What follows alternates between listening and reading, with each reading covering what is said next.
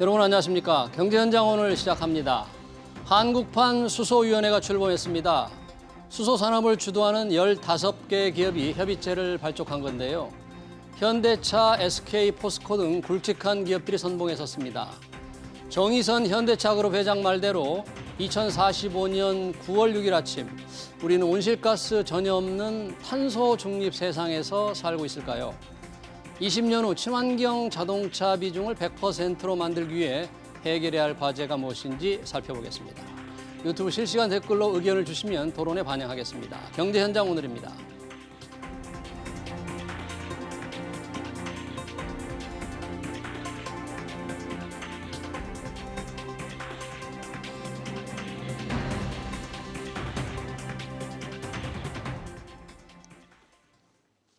네, 수소 경제 시대 토론하기 위해서 두 분의 전문가 모셨습니다.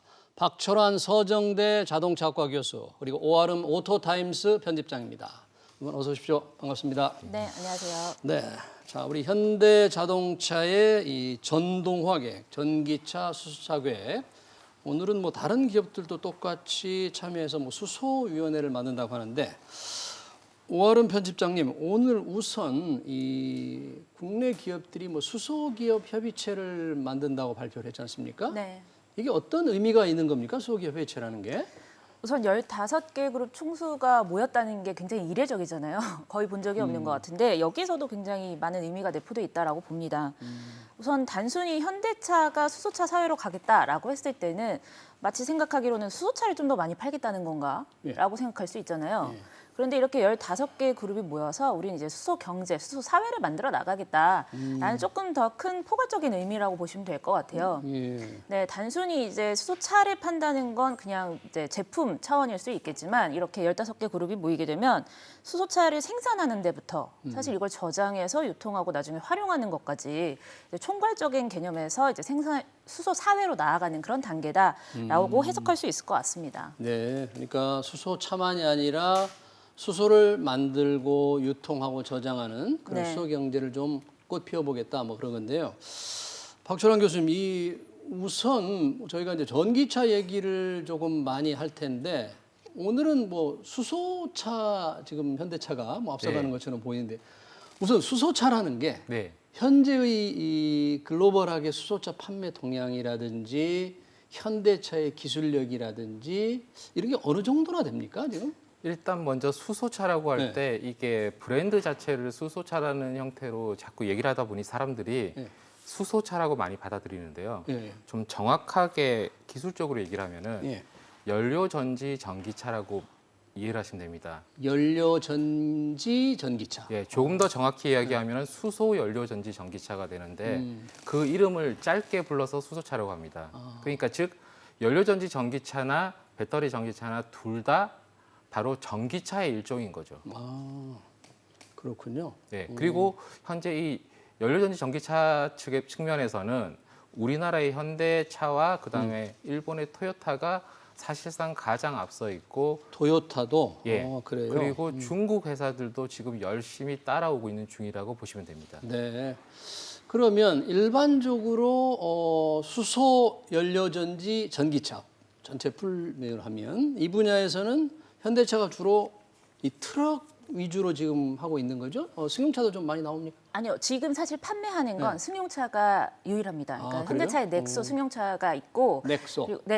그리고 수소 상용차가 한 대 있어요. 근데 국내에서는 판매하지 않고 지금 스위스에 수출을 하고 있는데 엑시언트라는 상용차를 생산하고 있긴 합니다. 근데 앞으로는 2028년부터는 수소 상용차 부분에서 수소차와 전기차만 내놓겠다라고 얘기를 했던 게 사실 세계 최초다. 자동차 제조사로서는 최초다라고 얘기가 됩니다. 네. 오늘 그 정의선 회장이 얘기한 말 중에 조금 저희가 좀 해석이 좀 필요한 게 제가 좀 이해가 잘 안 되는데 수소에 투자하는 건 수익 창출 생각보다 가능한 기술적 수단을 모두 활용해서 미래를 지키려 한다. 이게 수익 창출이 조금 쉽지 않은 모양이죠. 수소로 이게 투자한다는 게. 원래 수소를 기반으로 한 게 하이드로전 이코노미라고 해서 한 1, 20년 전에 이미 이야기가 됐던 부분인데 그 당시에도 사실 쉽지가 않았고 지금도 뭐 그렇게 쉽지는 않은데 그 수소라는 게 수소를 만들 수 있고 수소를 생산할 수 있는 방법 자체가 다양합니다. 뭐 원래는 뭐 그 화석 연료 쪽에서 만들어지는 수소도 있고 그 다음에 그 소위 그린 수소라고 부르는 형태로 해서 뭐 재생에너지 발전을 통해서 그 발전 과정 중에 그 전력을 가지고 만드는 수소도 있거든요. 어떻게 보면은 재생에너지의 역할 자체가 낮았을 때는 하이드로전 이코노미를 얘기를 하더라도 친환경성을 얘기하기가 어려웠지만 그러니까 재생에너지 비중이 적으면 수소를 만든다고 할 때 그 과정에서 이산화탄소가 많이 나온다 뭐 그런 얘기인가 보죠? 뭐 애초에 화석 연료에서 나오는 수소를 이야기했을 때는 그걸 가지고 뭐 친환경성을 얘기하기는 어려우니까요. 그렇군요.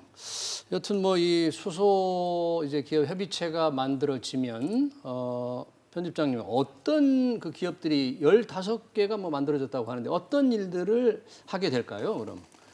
네, 우선 제가 아는 바로는 현대차하고 SK, 포스코, 롯데, 한화, GS, 두산, 효성, 현대중공업 등등등이 예. 굉장히 다 포함이 됐는데요. 뭐 롯데의 경우에는 수소 용기 설비 차는데 구축을 하기로 했고 이제 수소를 생산하는 데에도 이 업체들이 굉장히 많은 힘을 쏟겠죠. GS의 경우에도 이제 수소 생산 측면에서 이제 힘을 쏟고 있습니다. 예. 근데 아무래도 가장 중요한 건 앞서 말씀하신 것처럼 이게 정말 신재생 에너지를 활용하는 게 가장 중요해요. 이게 정의선 부회장이 수소를 강조하는 것도 결국에는 신재생 에너지를 가장 친환경적으로 쓸 수 있는 결론은 수소다라고 생각을 했기 때문입니다. 사실 전기의 경우에는 그냥 배터리 전기차의 경우에는 저장성이 워낙 떨어지다 보니까 이 수소차라는 대안이 나온 거거든요. 그런 점에서 생각해 봤을 때 정의선 회장이 이 수소차를 선택한 것은 저장성, 뭐 수소의 순환성, 뭐 무한성 이런 장점들을 좀 꿰뚫어 보지 않았나 생각됩니다. 그렇군요. 앞으로 이제 수소기 협의체가 어떤 역할을 할지는 좀 지켜봐야 되겠고요. 현대차가 엊그제 독일 뮌헨에서 IAA 모빌리티 그러니까 옛날에 프랑크푸르트에서 늘 하던 모터쇼였는데 이름도 바뀌고 장소도 바뀌고 행사 내용이 완전히 바뀌었던데 거기서 탄소 중립 계획을 발표했잖아요. 네. 우선 현대차의 탄소 중립 계획이 핵심이 뭔가요? 이번에 발표한 탄소 중립 계획?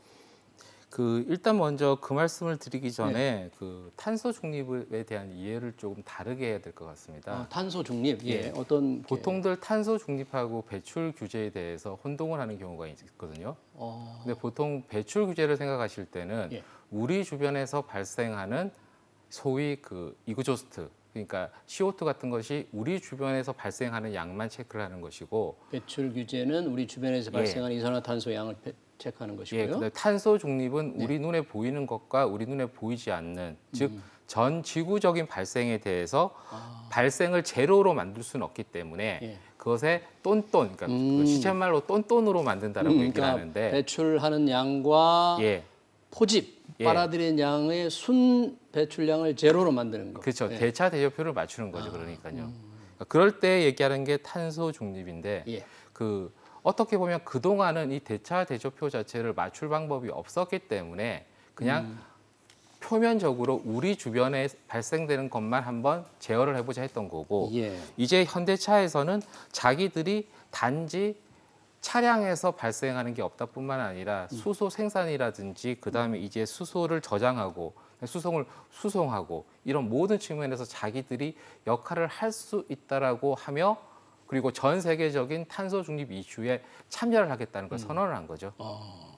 그러니까 현대차가 만들어서 파는 자동차만이 아니라 전반적으로 자기들은 탄소 중립을 지금 2045년에 뭐 중립을 달성하겠다 뭐 그런 목표를 세웠다고 하는 그렇죠. 거죠. 탄소 중립 얘기가 나왔을 땐 결국은 생태계를 감안하고 있다라고 보시면 됩니다. 생태계를. 예. 그렇군요. 우리 국가도 2050년에 탄소 중립 목표를 세웠으니까 우리 국가 목표보다 좀 5년 전 당긴다는 건데 뭐 그중에서 우리가 관심을 가지고 봐야 될 게 편집장님 이제 자동차 분야에서 네. 어떤 스케줄로 탄소 중립을 하겠다고 발표를 한 거예요? 차종별로도 다를 테고 여러 가지 지역별로 다를 텐데. 네, 맞습니다. 그래서 현대차의 경우에는 제네시스라는 고급차 브랜드가 있잖아요. 제네시스. 가장 빠릅니다. 2025년이면 이제 수소 전기차만 생산을 하겠다. 수소나 혹은 전기차. 몇 년 후인데 2025년 금방이네요. 저 내일 모레입니다. 2025년. 3년, 4년 정도 남았는데 네. 그러니까 지금 개발하는 차부터 사실은 수소 전기차로 만들겠다라는 거예요. 거의 5년 전부터는 이제 다 개발을 해야 되는 거기 때문에 네. 그렇게 보시면 되고 이제 거의 다음 나오는 세대부터는 다 수소 전기차다라고 보시면 되겠고 예. 그리고 상용차의 경우는 2028년부터 이제 수소 전기차로만 내놓겠다. 신차는 2028년. 네, 맞습니다. 이렇게 앞당겼는데 보시면 우선 현대 기아차는 빠져 있어요. 여기서 현대 기아는 2035년 이후거든요. 사실 대중차 브랜드하고 프리미엄 브랜드, 상용차가 갈릴 수밖에 없다고 봅니다. 이 계획이라는 것은 프리미엄 브랜드는 아무래도 이런 전기차의 경우에는 아직까지도 가격이 굉장히 비싸기 때문에 가격 상한에 대한 소비자들의 저항이 조금 있게 마련인데 예. 아무래도 프리미엄 브랜드들은 소비자들의 저항이 좀 적죠. 아무래도 이런 대중차보다는 그렇기 때문에 2025년이다 이렇게 굉장히 빨리 앞서서 계획을 세울 수 있었던 것 같고요. 예. 그런 면에서 보면은 BMW라든지 벤츠 같은 약간 프리미엄 브랜드들이 대중차 브랜드보다 확실히 조금 더 빨라요. 계획 자체가. 아, 프리미엄 브랜드가 가격 저항이 좀 뭐 적을 거로 본다 그런 얘기예요? 그렇죠. 그리고 사실 보조금의 영향도 적게 받기 때문에 본인들이 원하는 전기차의 성능이라든지 그런 거 충분히 끌어당긴다고 해도 좀 더 큰 배터리를 넣는다든지 비싼 기술을 넣는다고 해도 가격 저항이 좀 적기 때문에 프리미엄 브랜드와 전동화가 굉장히 시너지를 낼 수 있다. 오히려 브랜드 이미지는 더 좋아질 수도 있고요. 그래서 오히려 이 프리미엄 브랜드는 좀 빨리 설정을 했다. 네. 그리고 상용차의 경우에는 아무래도 수소차를 중심으로 설정을 했습니다.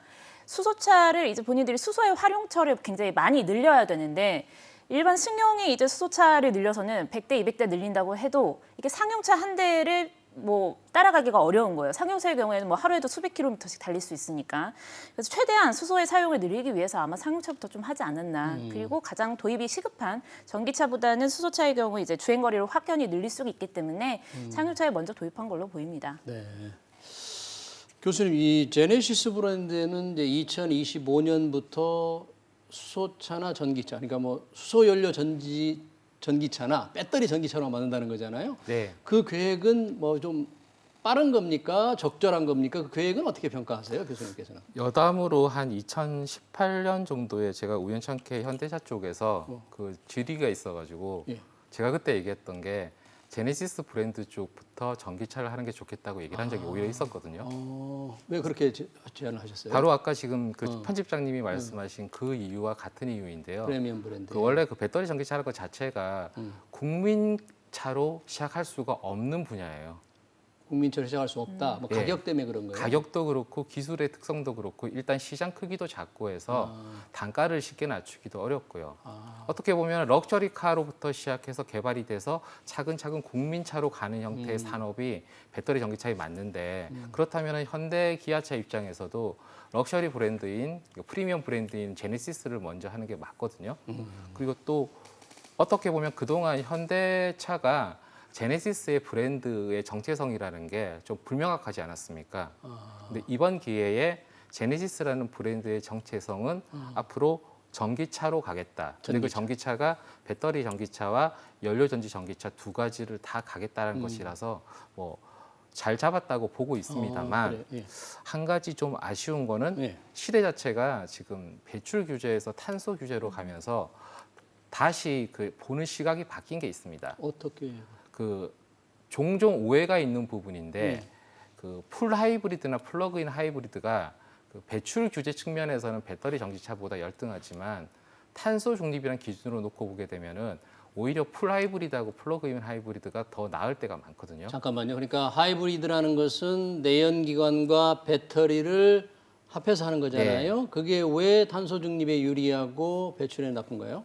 원래 배출 규제만 할 때에는 발전소에서 전력을 생산할 때 발생하는 CO2라든지 그런 쪽의 발전의 수급 구조를 전혀 따지지 않았는데 이 탄소 중립을 따질 때는 그 전력 생산의 수급 구조를 따지게 되어 있습니다. 전체 전력 생산에. 예. 네. 그래서 오히려 국가별로 아예 상황이 다릅니다.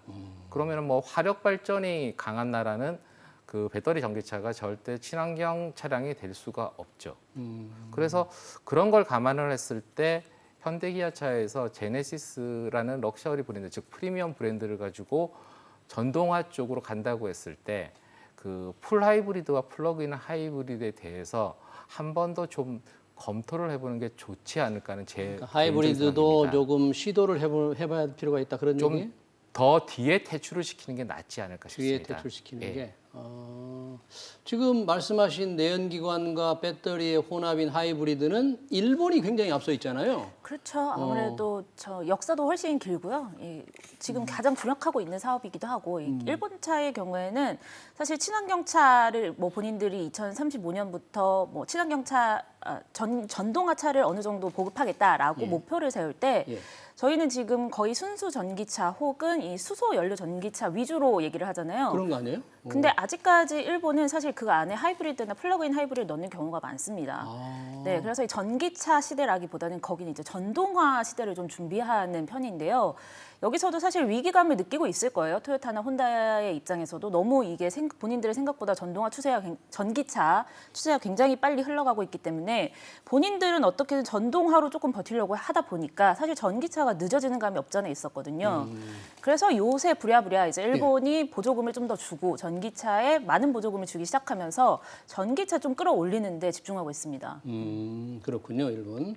또 현대차가 이제 차종에 대해서 그렇지만 지역별로도 전기차와 수소차로만 하는 게 이제 유럽은 2035년, 미국은 2040년 네, 이렇게 이제 각 목표를 대륙과 국가의 규제와 기준이 다르니까요. 거기에 맞춰가는 거기에 거죠. 맞춘 거예요. 네. 그러면 특별히 다른 경쟁사보다 빠르거나 들이 그런 게 아니고 국가 룰을 그 지역의 룰을 따라가는 거네요. 예, 그 룰을 따라서 현대 기아차의 기술에 기반을 하여 가장 전략적으로 적당한 차량들을 선택을 한 거죠. 예, 그렇군요. 이번에 나온 또 이 미넨 IA에서 상당히 주목을 끄는 게 지금 전기차 아이오닉 5 로보택시 네. 또 있고 아이오닉 6 이 컨셉 카도 나왔잖아요. 두 네. 차가 뭐 어떤 좀 어떻게 보셨어요, 우리 편집장님? 네, 근데 이게 사실 자동차 좋아하시는 분들은 아이온6의 컨셉트카가 굉장히 먼저 공개가 됐던 차긴 합니다. 그래서 굉장히 새로울 건 없었고요. 그래요? 네. 먼저 공개가 됐었어요. 네, 이게 컨셉트카는 이미 나왔던 거기도 하고 수소전기차 비전 FK라는 것도 이게 껍데기는 자체가 그냥 스팅어 껍데기예요. 기아 스팅어. 그래서 그 안에 스팅어. 이제 그 동력계만 이제 수소 기반으로 바꾼 거기 때문에 사실 뭐 그거는 이제 시험하는 자리였다라고 볼 수 있겠지만 저는 아이오닉 5 기반의 로보택시를 한번 조금 주목할 필요가 있다. 이제 전기차 얘기를 계속 많이 해오다가 로보택시가 나온 거잖아요. 주제가 살짝 달라집니다. 이게 자율주행을 기반으로 하는 로보택시이기 때문에 레벨 4를 얹었다고 얘기를 했어요. 레벨 4라면 지금 자율주행차는 레벨 5까지 있잖아요. 레벨 네. 4면 거의 뭐 완전하게 그렇죠. 가까운 거네요. 맞습니다. 레벨 5 정도는 아예 운전석 자체가 없는 개념이라고 보시면 그 전에가 이제 모두 완전 자율주행이 가능한 정도를 레벨 4라고 하는데 이게 가능하다라는 얘기거든요. 그리고 실제로 2023년이면 이걸 이제 리프트해서 라이드 헤일링으로 본인들이 사용을 하겠다라고 상용화까지 얘기를 해놨습니다. 그래서 이걸 좀 주목할 필요가 있는데 이게 레벨 4고 이게 운전자가 없는 그런 시스템이면 혹여 가장 문제가 되는 게 이제 상용화했을 때 혹시 사고가 난다든지 위험 상황에 처했을 때 대처란 말이죠.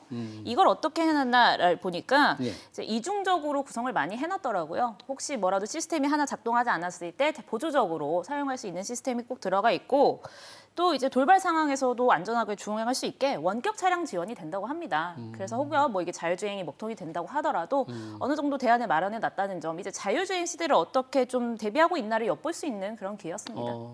현대차는 이런 자율주행 기술을 언제 이렇게 키웠습니까? 레벨 4 차를 곧 상용화한다고 그러니까?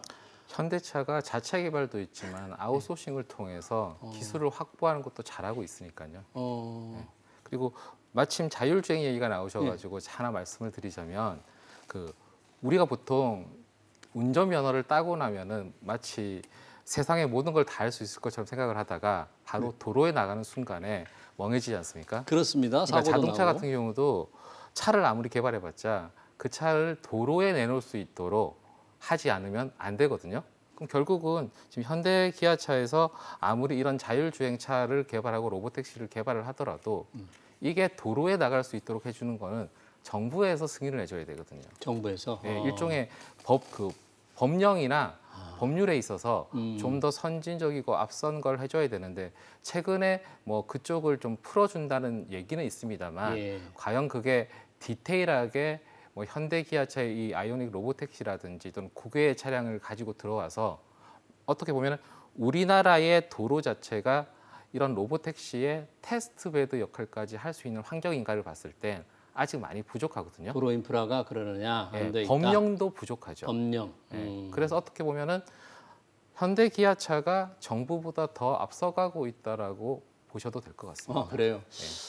예. 이 제도나 규제나 법은 이제 조금 항상 기업보다 뒤따라가는 측면이 있는데 예. 뒤따라가는 것도 빨리 뒤따라가면 좋은데 너무 뒤처지면 그렇죠. 기업이 개발한 이런 신기술이 사장이 되는 경우가 있잖아요. 예. 그러면 이 아이오닉 5의 로보택시, 자율주행 기반의 로보택시는 언제부터 쓰이는 건 언제부터 쓰인다고 했어요? 2023년부터 쓸 수 내후년. 있습니다. 네.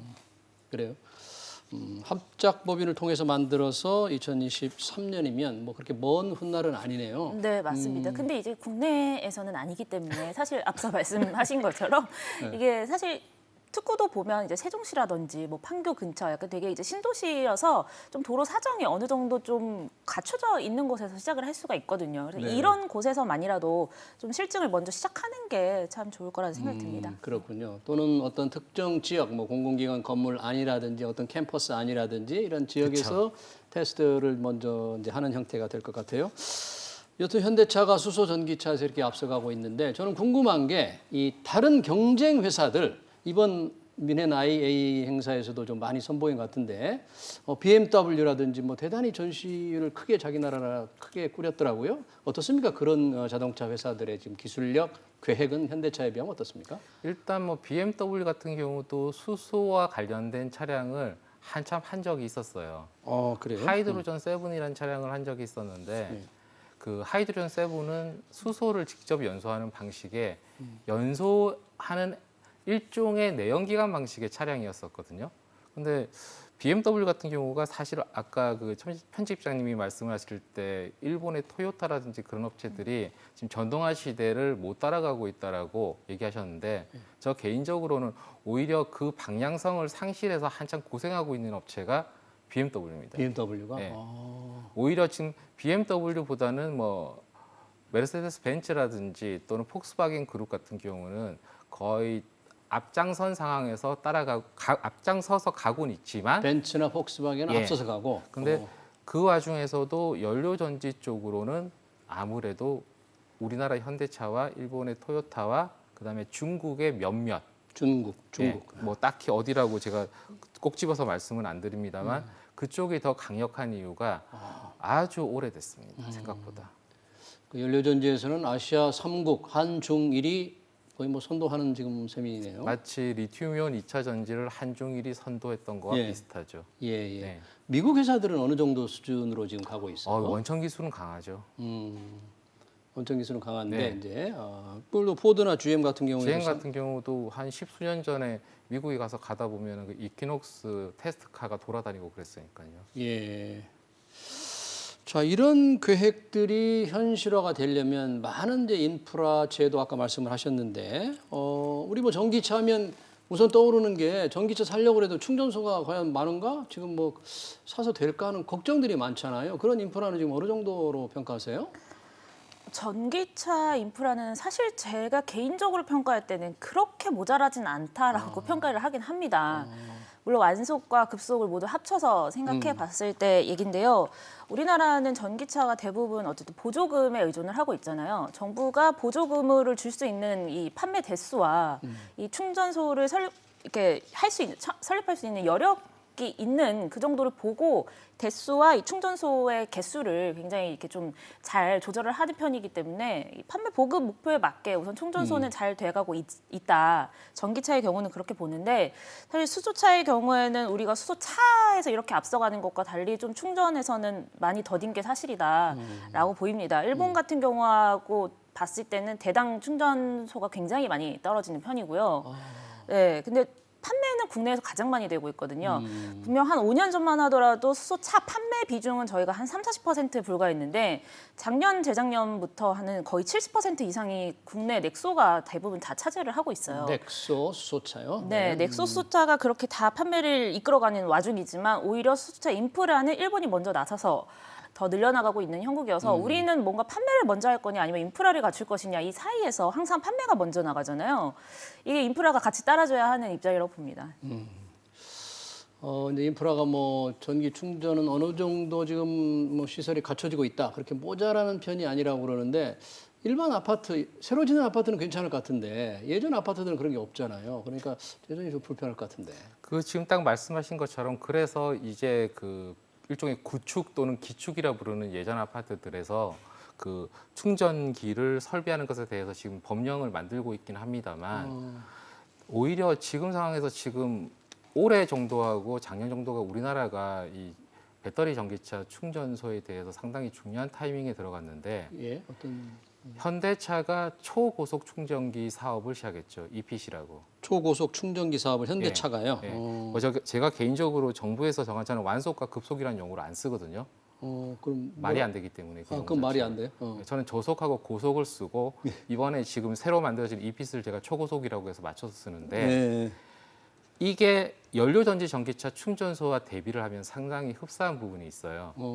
어떤 부분인가 하면 배터리 전기차가 됐든 연료전지 전기차가 됐든 초기에 인프라는 정부가 깔아줘야 되는 게 맞습니다. 정부가 깔아줘야 된다. 그리고 이 충전기 같은 경우도 저속과 고속과 초고속 이런 식으로 기술이 발전하듯이 민간이 들어올 수 있는 타이밍은 저속을 할 때 들어올 수 있는 게 아니고요. 고속이나 초고속 정도가 되면 이제 민간도 사업성에서 들어오기 시작하거든요. 예. 그러면 연료전지 전기차 같은 경우도 지금 자꾸 이야기하는 게 아니 차량 판매 대수당 충전소 보급이 적지 않다라고 자꾸 산수를 합니다. 적지 않다고 정부가 주장한다 그런 예, 얘기죠. 주장을 하죠. 차량 판매 대수당 충전소 적지 않다고 주장하는데 예, 그거는 단순한 통계의 함정인데 왜요? 비를 봐선 그렇지만 실제 차량을 타는 사람들 입장에서는 자기 집 부근에 몇 개의 충전소가 있나 중요하거든요. 그렇죠. 내 집 주위에 없으면 없는 겁니다. 네. 아무리 있어도. 그래서 원래 초창기에 잔뜩 보급을 하고 오히려 잔뜩 보급된 상태에서 서서히 이제 보급 속도를 늦추는 게 맞거든요. 그러니까 애초에 지금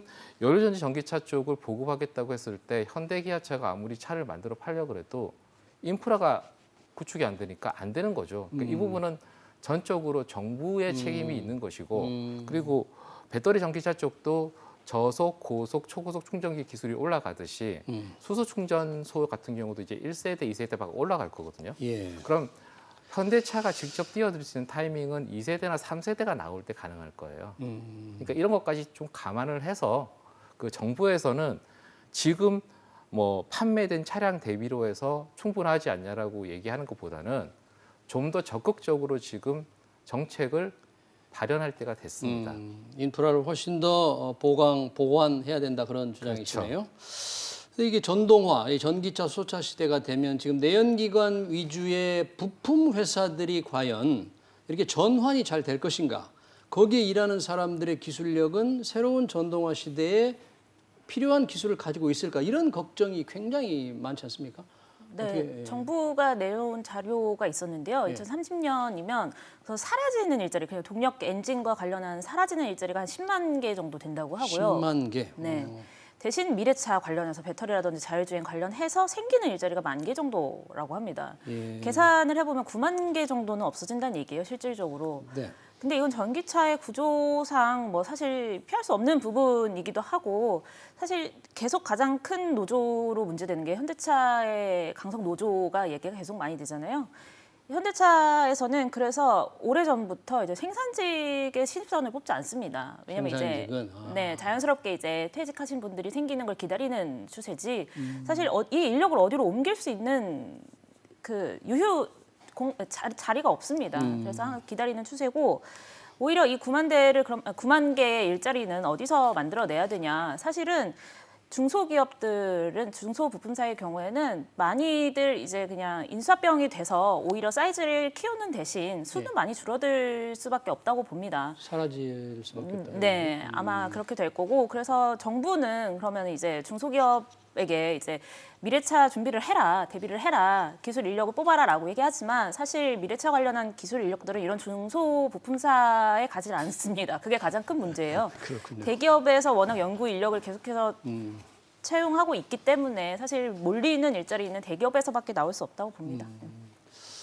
박 교수님 어떻습니까? 이런 그 새로운 전기차, 수소차 시대에 맞는 어떤 산업 인력의 재편, 대비 이런 건 어떻게 해야 될까요? 그걸 또 제가 조금 더 큰 범위로 말씀을 드리면요. 그 탄소 중립이라는 걸 얘기할 때 반드시 따라가는 핵심 개념이 있거든요. 예. 어떻게 보면 이 개념이 그 자동차 쪽에서 시작된 개념인데 일렉트리피케이션이라는 개념이 있습니다. 무슨 뜻이죠? 전기화 내지는 전자화라고 얘기하는데 네. 차량을 얘기할 때는 보통 차량 전자화를 많이 얘기하고 전자화, 예. 그다음에 일상에서 얘기할 때는 전기화라는 표현을 쓰는데 네.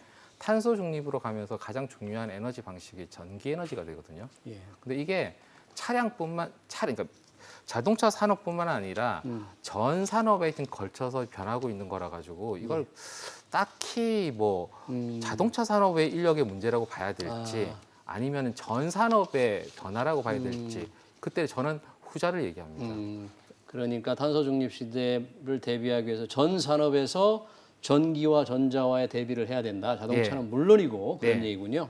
자동차 쪽이 돋보일 뿐이죠. 네, 뭐 여러 가지로 갈 길이 조금 많은 것 같습니다. 전기차, 수소차 네. 시대, 현대차가 앞서가고는 있다고 하지만 그런 걸 좀 잘 지켜봐야 될 것 같습니다. 네, 오늘 두 분 토론 감사합니다. 지금까지 박철환 서정대 자동차학 교수 그리고 오아름 오토타임스 편집장이었습니다. 두 분 고맙습니다.